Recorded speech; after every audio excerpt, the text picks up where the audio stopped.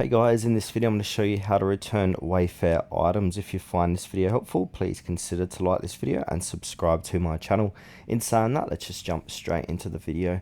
Okay, the best way to do this is to go to their website, so wayfair.com, then from here to sign into your account. Now once we're signed in, go ahead and hover your mouse over account and then click onto my orders. Now inside of your orders here, locate the item you want to return.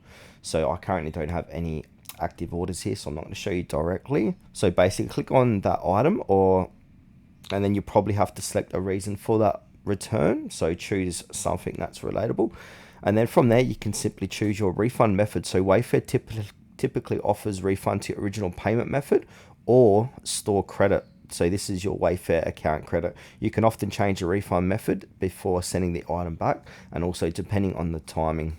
Now, once you do return the item, we want to go ahead and pack the item properly. So return the item in its original packaging if possible.